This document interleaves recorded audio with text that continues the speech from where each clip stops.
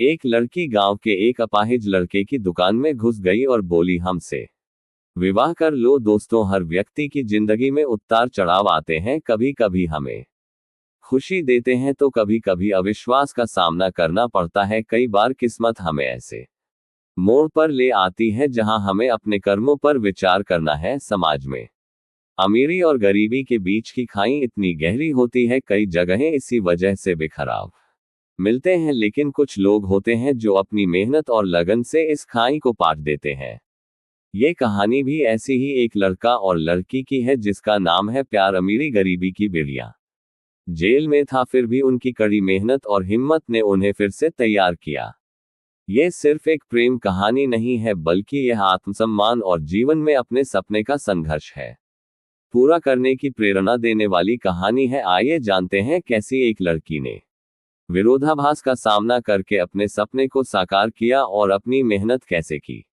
उसने उसे अपने सात्विक प्यार से फिर से मिला दिया। दोस्तों, सुबह का समय था। एक चमचमाती सरकारी गाड़ी एक बड़े से इलाके के सामने टोकरी गाड़ी के नंबर प्लेट पर लिखी थी।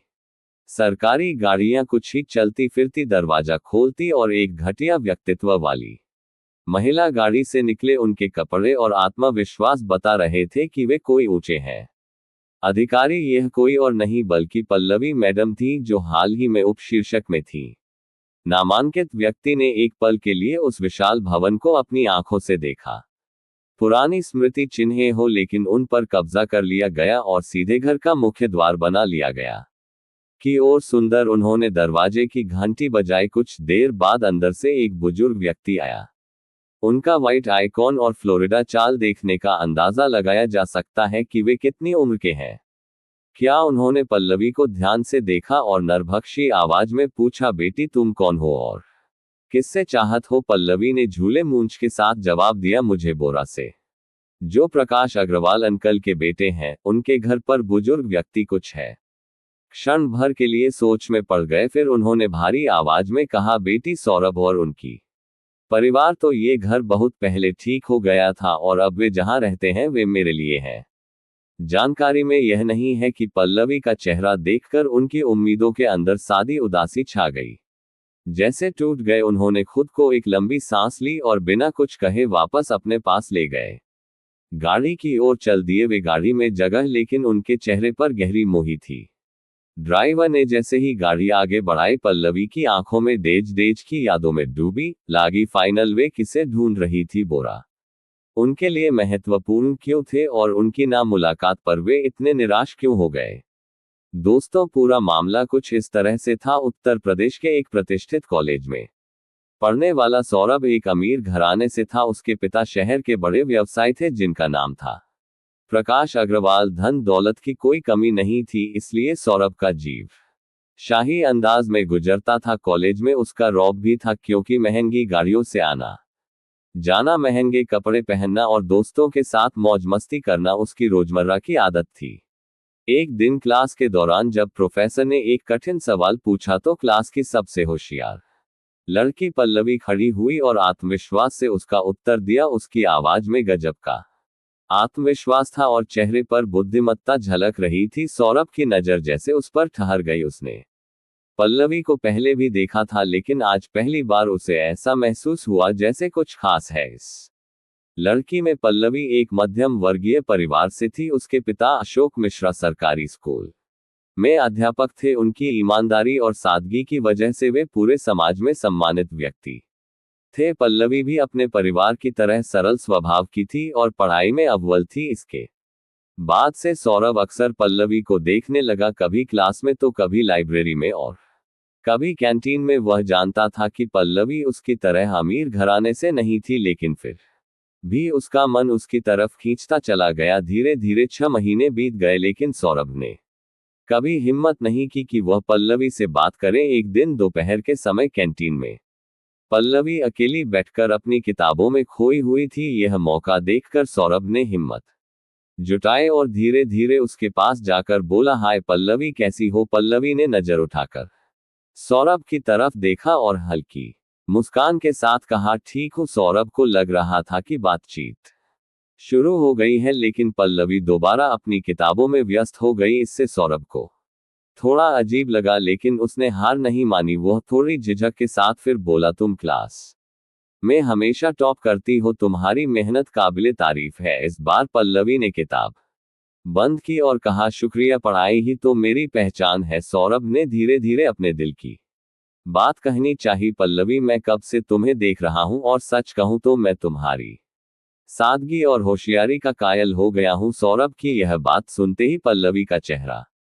गंभीर हो गया। वह सौरभ को घूरते हुए बोली, सुनो सौरभ, तुम अमीर घराने से हो, तुम्हारे पास सब कुछ है, मैं तुमसे अलग हूं, हमारी दुनिया अलग है। अगर कोई हमें साथ देखेगा तो ना सिर्फ लोग बातें बनाएंगे बल्कि मेरी बदनामी भी होगी। तुम्हें मुझसे बात करने की कोई जरूरत नहीं है। ये कहकर पल्लवी झटके से अपनी किताबें उठाकर वहां से चली गई। सौरभ कुछ देर तक वहीं खड़ा देखता रह गया। उसके चेहरे पर पल्लवी की बातों का असर साफ झलक रहा था। सौरभ पल्लवी को खुद से दूर जाता देख दुखी था, लेकिन उसने हार नहीं मानी। वह जानता था कि पल्लवी को यकीन दिलाना होगा कि उसका प्यार दिखावा नहीं बल्कि सच्चा है। अब वह ना सिर्फ पढ़ाई में ध्यान देने लगा बल्कि कॉलेज में दूसरों की मदद भी करने लगा। पहले जो सौरभ केवल शौक के लिए कॉलेज आता था, अब वह हर गतिविधि में शामिल होने लगा। अगर किसी स्टूडेंट को किसी चीज की जरूरत होती तो वह मदद करने के लिए सबसे आगे रहता। जो जूनियर छात्र परेशान होते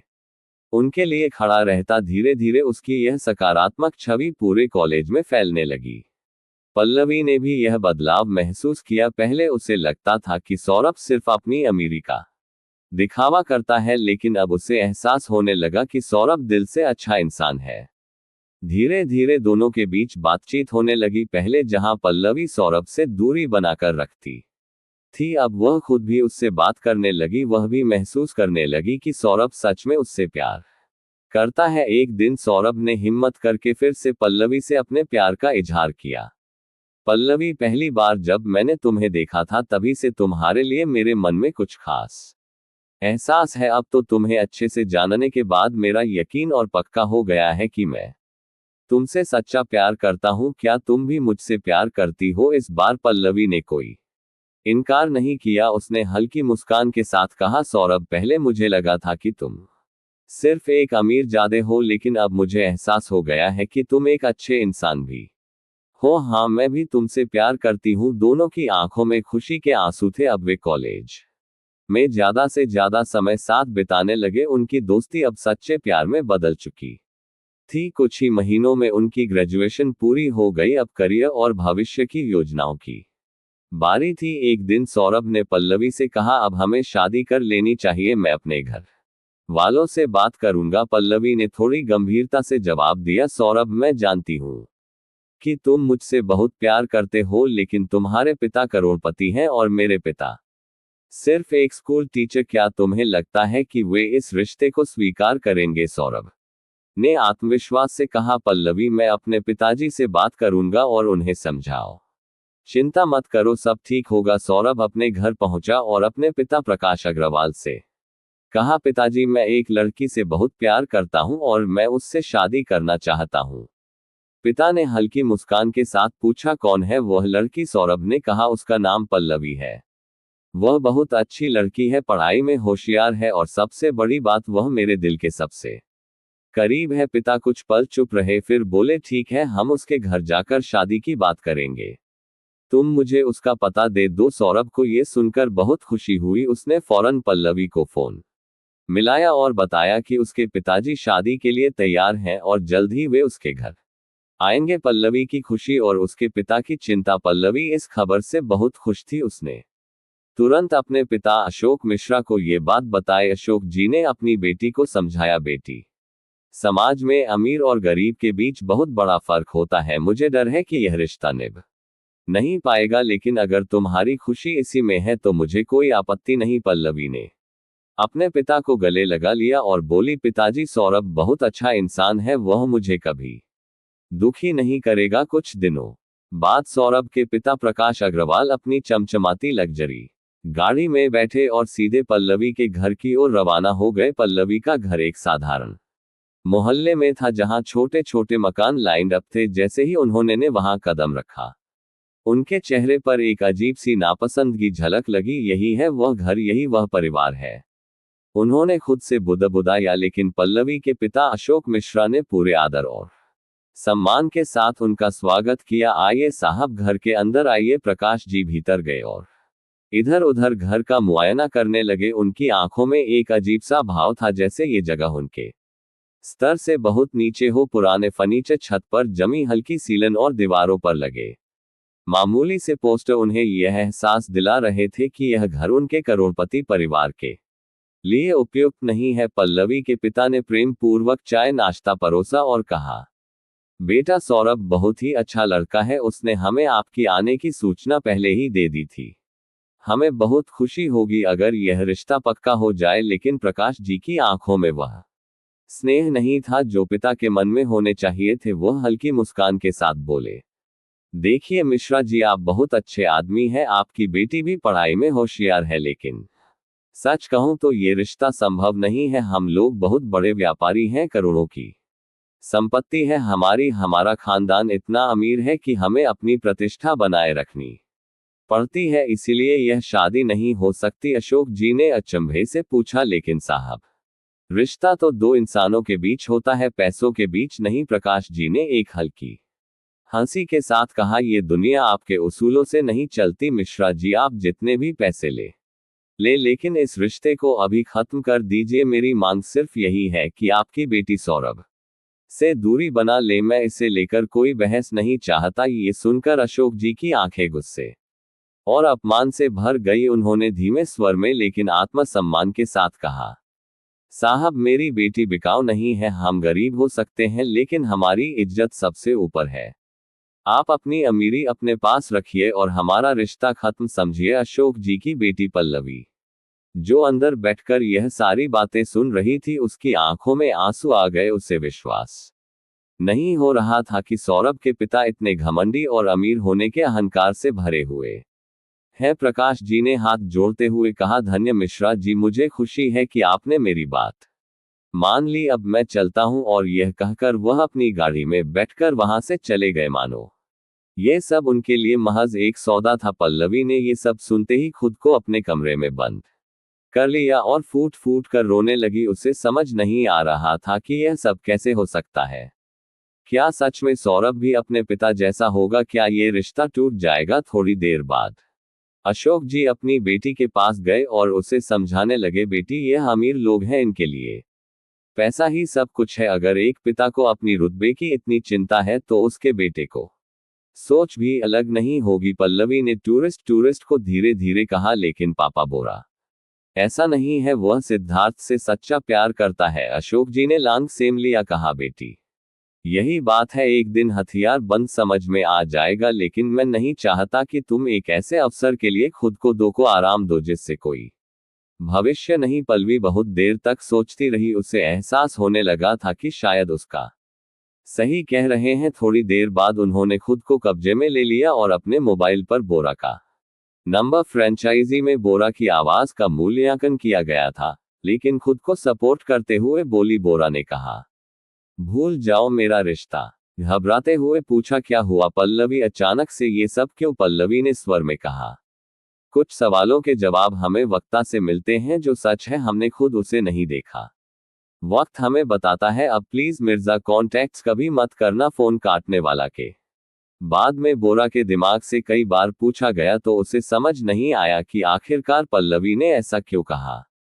जब सौरभ ने पल्लवी का अचानक से रिश्ता टूटने की बात कही तो वह अंदर से क्यों बोले। वह ये भी नहीं सोच पाई कि जिसे उसने पॉवर हिल से सालों तक प्यार किया था, आसानी से उसे छोड़ने की बात कहेगी। उसने बार बार पल्लवी को फोन किया, लेकिन वह हर फोन बार कट दिया। ये देखकर सौरभ का दुख और बढ़ गया। क्या हुआ पल्लवी? क्या कोई मुझे गलती की है? लेकिन पल्लवी ने बस एक ही बात कही, आज के बाद मेरे पास कभी फोन मत करना। मैं हथियार नहीं रखता और तुम भी मुझे भूल जाओ। के लिए ये शब्द किसी चेतावनी तीर की तरह। उसे ये बात समझ नहीं आ रही थी कि आखिर ऐसा क्या हुआ जो पल्लवी ने किया। उन्हें इस तरह छोड़कर कुछ ही देर में लाइटवर्क अग्रवाल के पिता के पास उत्तर प्रदेश में रह गई थी।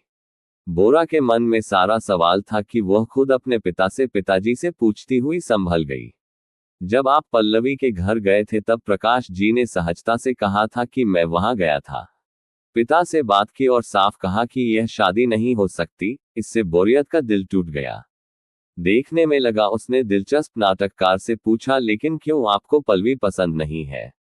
आई प्रकाश जी हंसते हुए बोले, बेटा पसंद की बात नहीं है, तुम्हें तत्व क्यों नहीं? वह एक गरीब लड़की है और हम करोड़पति हैं। ये रिश्ता हमारी प्रतिष्ठा के खिलाफ है। हमारी समाज में लोग क्या कहते हैं? एक अमीर व्यापारी का बेटा, एक साधारण शिक्षक।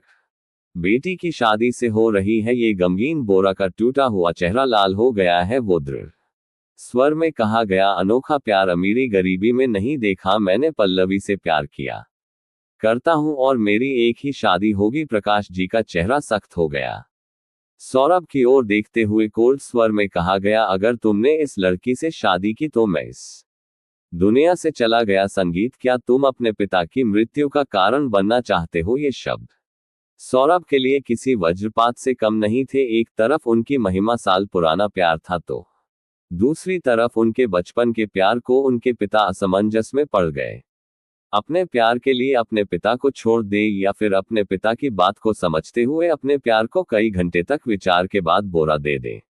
उसने निर्णय लिया कि उसने अपनी ओर देखते हुए कहा कि ठीक है, यदि आप ऐसा नहीं चाहते हैं, मैं पल्लवी से शादी की योजना बना रहा हूं तो मैं शादी नहीं करूंगा। लेकिन ये भी सुनिए, मैं पल्लवी के बिना किसी और से भी शादी नहीं करूंगा। मैं जिंदगी भर अकेला रहूंगा। प्रकाश जी ने एक गहरी सांस ली। ठीक है, तुम्हारी मर्जी। उन्होंने सोचा कि यह गुस्से में कही गई बात है। कुछ दिनों में सौरभ सब भूल जाएगा, लेकिन ऐसा नहीं हुआ। सौरभ पहले जहां दोस्तों के साथ घूमता मजे करता था, अब वह पूरी तरह बदल गया। वह अब अपने कमरे में अकेले रहने लगा, ना किसी से ज्यादा बात करता, ना बाहर जाता। उसे देखकर प्रकाश जी को भी चिंता होने लगी। कई बार उन्होंने उसे समझाने की कोशिश की, लेकिन हर बार सौरभ एक ही जवाब देता, पिताजी मैं पल्लवी को भूल सकता हूं, लेकिन मैं किसी और से शादी नहीं कर सकता। प्रकाश जी को अब चिंता सताने लगी थी, अगर मेरा बेटा इसी तरह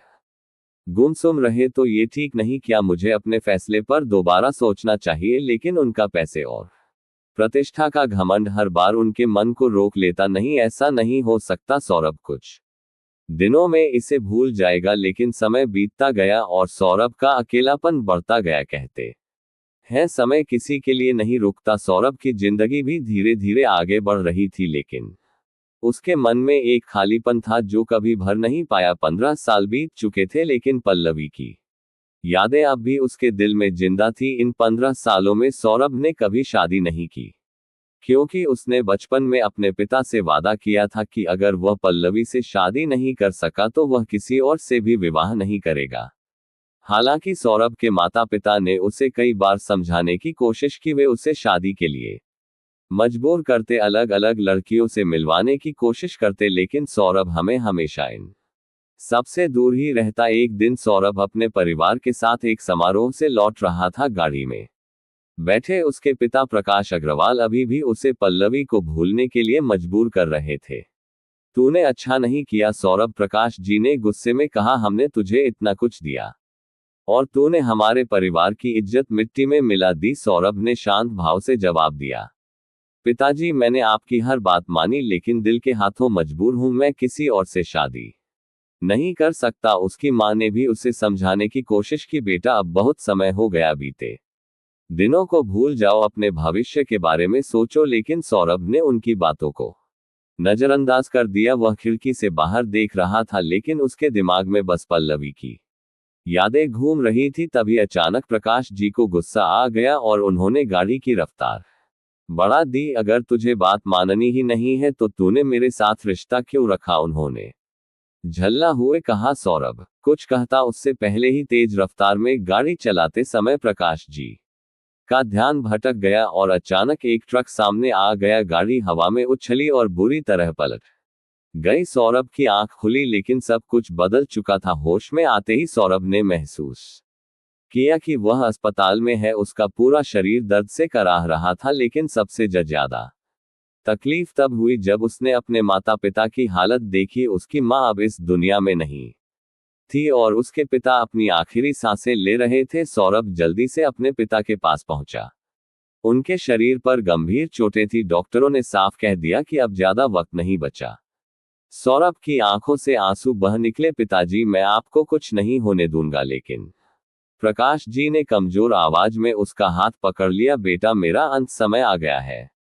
सौरभ की आंखों से आंसू बह रहे थे। नहीं पिताजी, ऐसा मत कहिए। प्रकाश जी ने एक गहरी सांस ली और बोले, बेटा, मैंने जिंदगी में सबसे बड़ी गलती की। मैंने अपने अहंकार के कारण तुझे तेरे प्यार से दूर कर दिया। अब मैं समझ चुका हूं कि इंसान की असली पहचान उसके पैसे से नहीं बल्कि उसके दिल से होती है। उनकी आंखों में पश्चाताप के आंसू थे। मुझे माफ कर दे बेटा, मेरी आखिरी इच्छा है कि तू पल्लवी को और उससे शादी कर ले।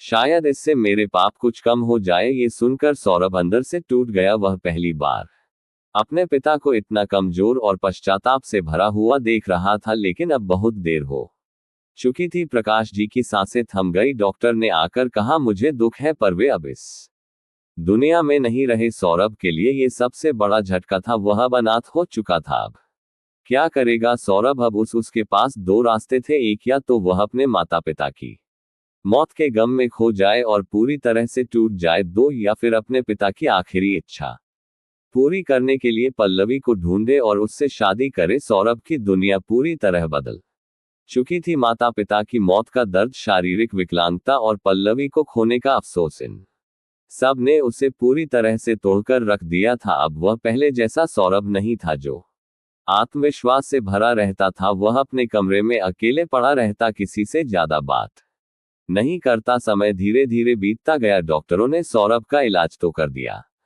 लेकिन वह अब हमेशा के लिए विकलांग हो चुका था। एक दिन अकेले बैठे हुए सौरभ को अपने पिता की आखिरी बात याद आई, अगर हो सके तो पल्लवी को ढूंढ लेना और उससे शादी कर लेना।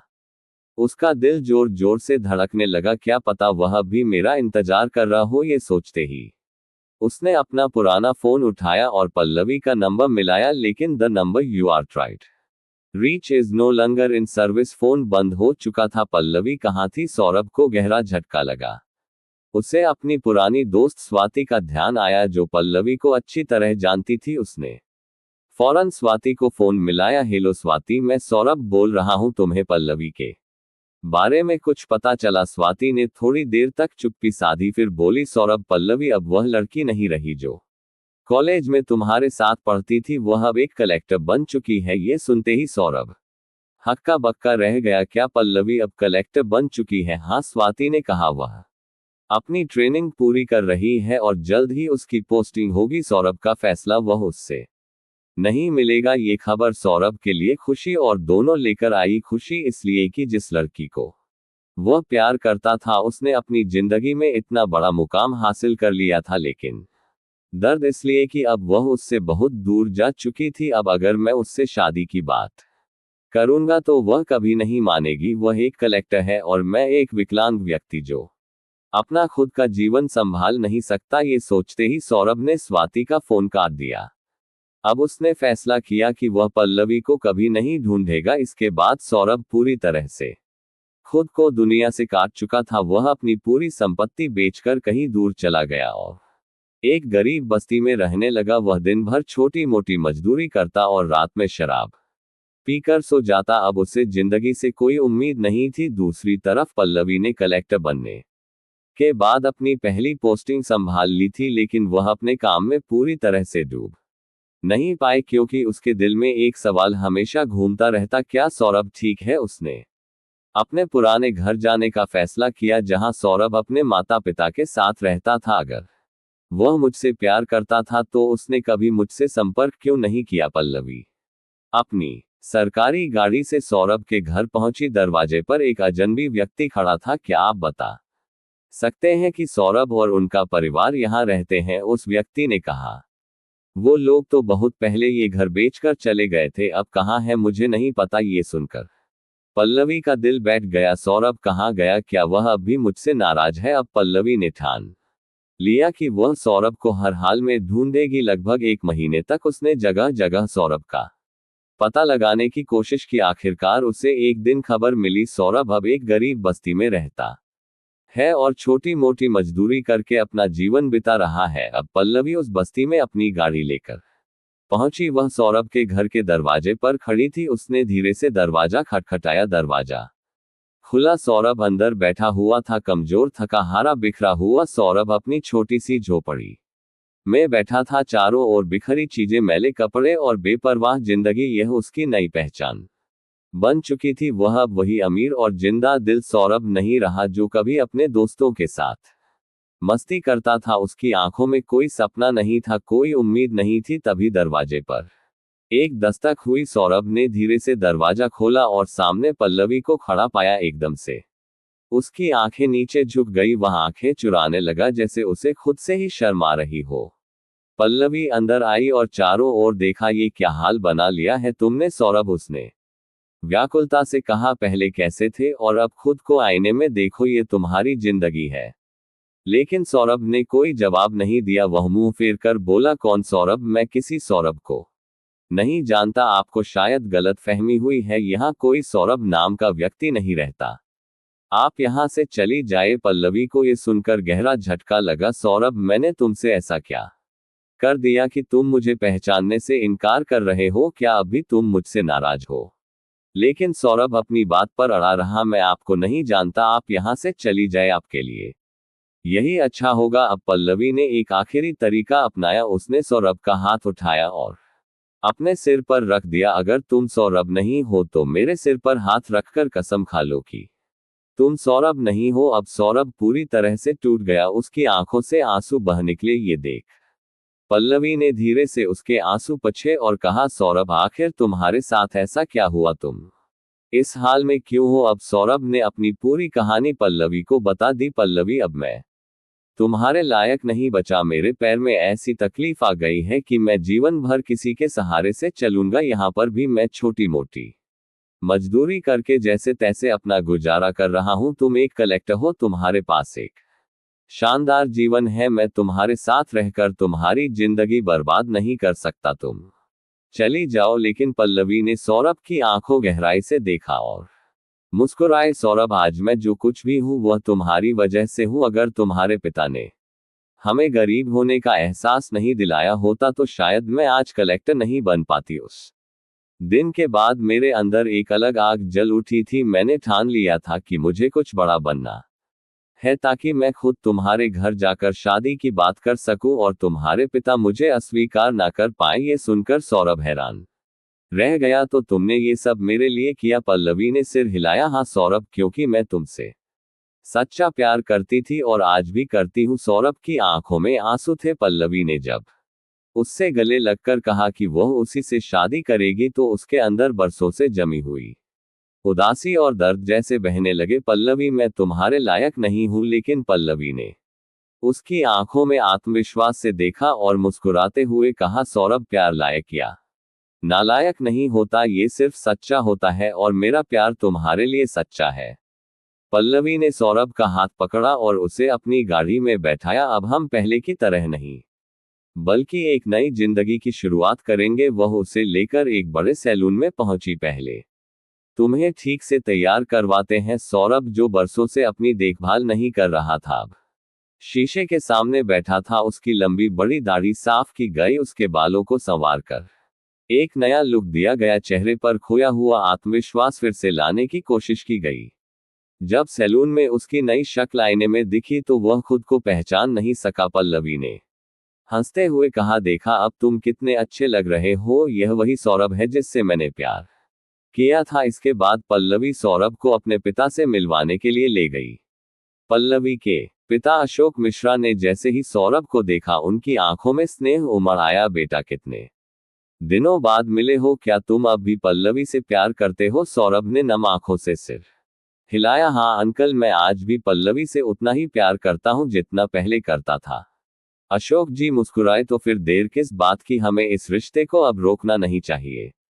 कुछ ही दिनों में पल्लवी और सौरभ की शादी की तैयारियां शुरू हो गई। पल्लवी के घर में खुशी का माहौल था। गांव के लोग भी ये सुनकर खुश थे कि उनकी बेटी कलेक्टर होकर भी अपने पुराने प्यार को भूली नहीं। शादी के दिन पल्लवी ने लाल जोड़ा पहना और सौरभ ने एक खूबसूरत शेरवानी। जब दोनों ने मंडप में 7 फेरे लिए तो सबकी आंखें नम हो गई। सौरभ ने धीरे से पल्लवी के कान में कहा, अगर तुम नहीं होती तो शायद मैं जिंदगी जीने का हौसला ही खो चुका होता। पल्लवी ने मुस्कुराकर जवाब दिया, अब हमें अपनी बाकी की जिंदगी साथ बितानी है और मैं तुम्हें फिर से वही खुशहाल इंसान बना दूंगी जो तुम पहले थे।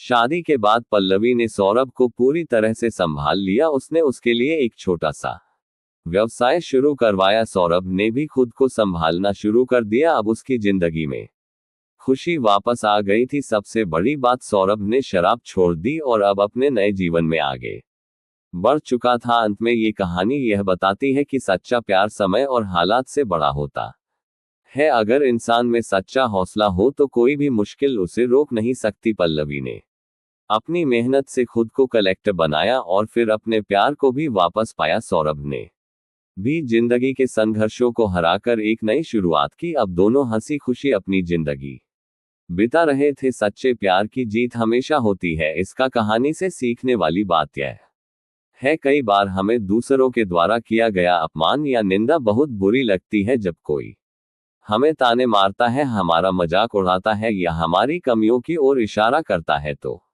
हमें दुख होता है। ऐसा लगता है कि ये दुनिया हमारे खिलाफ है और लोग हमारी बेइज्जती करने में ही खुशी महसूस करते हैं। लेकिन अगर हम गहराई से सोचे तो यह अपमान और निंदा हमारे जीवन में एक बड़ा बदलाव भी सकते हैं, अगर हम इसे सकारात्मक नजरिए से देखें। जब कोई व्यक्ति हमारा अपमान करता है या हमारी आलोचना करता है तो हमारे पास दो रास्ते होते हैं। एक, या तो हम दुखी होकर हार मान ले और सोचे कि हम वाकई नाकाम है।